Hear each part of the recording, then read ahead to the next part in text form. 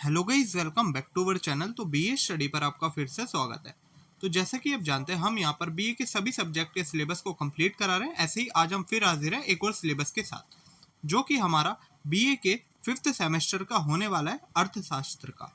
इसके बारे में हम जानेंगे हमारे आर्थिक वृद्धि और विकास। ये हमारा टॉपिक या फिर टाइटल रहने वाला है, जिसके बारे में हमको बीए के 5th सेमेस्टर में पढ़ना होगा। तो बिना किसी देरी किए चलिए जानते हैं हमको बीए के 5th सेमेस्टर के अंदर अर्थशास्त्र के अंदर क्या क्या चीजें पढ़नी है। तो यूनिट 1 से स्टार्ट करते हैं, है ना। टोटल इसमें 8 इकाई होने वाली है। देखते हैं इसमें फर्स्ट इकाई के अंदर क्या पढ़ना है हमको। फर्स्ट इकाई में हमको देखना है आर्थिक वृद्धि और विकास का अर्थ। सबसे पहले हम इसका मतलब जानेंगे, यानी कि इसका अर्थ समझेंगे कि आर्थिक वृद्धि क्या होती है और विकास क्या होता है। फिर ये जानेंगे कि इनको किस तरीके से मापा जाता है ना, इसके बारे में बात करेंगे। फिर हम जानेंगे आर्थिक वृद्धि और विकास में अंतर क्या होता है, जैसे कि जीडीपी, जीएनपी, इनके बारे में आपको इसमें जानना पड़ेगा, ये होती क्या है ना।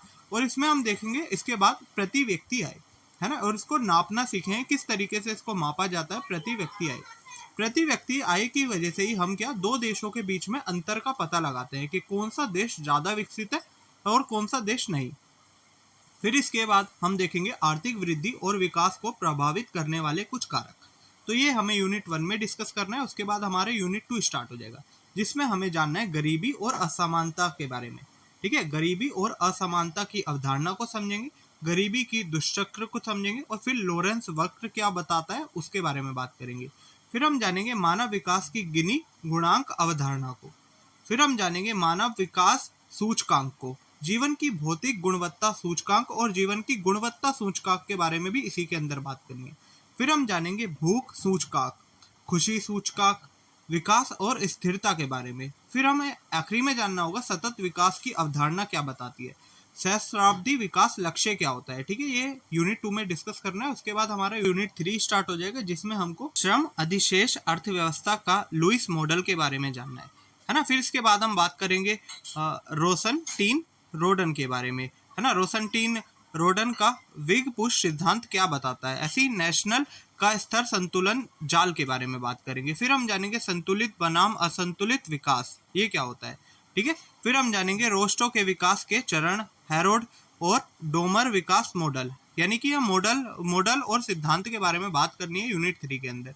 फिर हमारा यूनिट 4 स्टार्ट हो जाएगा, जिसमें हमको जनसांख्यिकीय संक्रमण का सिद्धांत जानेंगे, ये क्या होता है। जनसंख्या विकास की सीमा के रूप में, ठीक है, और भारत के संदर्भ में समावेशी विकास की अवधारणा को समझेंगे। ठीक है, और फिर हम बात करेंगे हमारे बाजार की विफलता और सरकार की विफलता क्या होती है, खाद्य सुरक्षा क्या होती है, शिक्षा, स्वास्थ्य और पोषण, और लिंग और विकास, यानी कि ये सारी चीजें हमारे आर्थिक वृद्धि और विकास में किस तरह से अपना योगदान देती है, ये सारी बातें करनी है। फिर हमारा यूनिट 5 स्टार्ट हो जाएगा, जिसमें हम बात करेंगे विकास और अविकसितता के बारे में, है ना।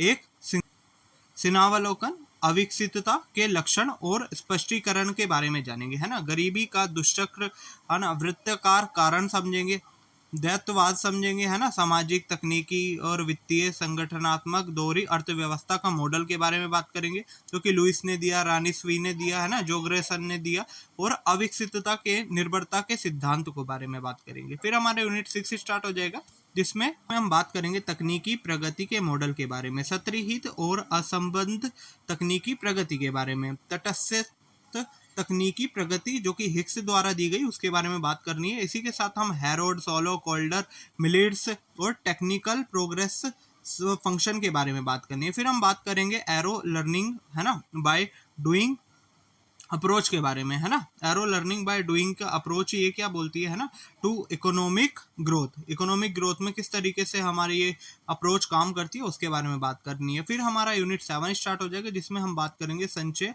अंतर्जात विकास के बारे में, बौद्धिक पूंजी के बारे में, और सीखने की भूमिका किस तरीके से रहती है उसके बारे में, है ना। शिक्षा और अनुसंधान के बारे में।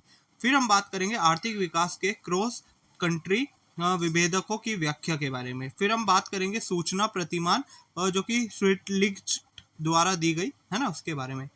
फिर हमारा यूनिट 8 स्टार्ट हो जाएगा, जो कि हमारा आखिरी यूनिट रहने वाला है। इसमें हम बात करेंगे विकासशील देशों के विकास में अंतर्राष्ट्रीय व्यापार, यानी कि किस तरीके से हमारे जो विकासशील देश है उसमें अंतर्राष्ट्रीय व्यापार अपना योगदान देता है। फिर हम बात करेंगे सहायता और वित्त भारत के विशेष संदर्भ में, क्योंकि ये हमको भारत के संदर्भ में पढ़ना है तो इसके बारे में। फिर हम जानेंगे एफडीआई और एफआईआई किस तरीके से योगदान देती है हमारे आर्थिक वृद्धि के अंदर और विकास के अंदर। फिर हमें बात करनी है विकासशील देशों के विकास को बढ़ावा देने में प्रौद्योगिकी हस्तांतरण और बहुराष्ट्रीय निगमों की भूमिका, है ना, ये भी हम भारत के विशेष संदर्भ में देखने वाले हैं। तो ये था हमारा ओवरऑल सिलेबस किसका, ये हमारा अर्थशास्त्र का, जो कि 5th सेमेस्टर के अंदर आपको पढ़ना होगा। तो अगर वीडियो अच्छी लगी हो तो चैनल को सब्सक्राइब करें और वीडियो को लाइक करें। थैंक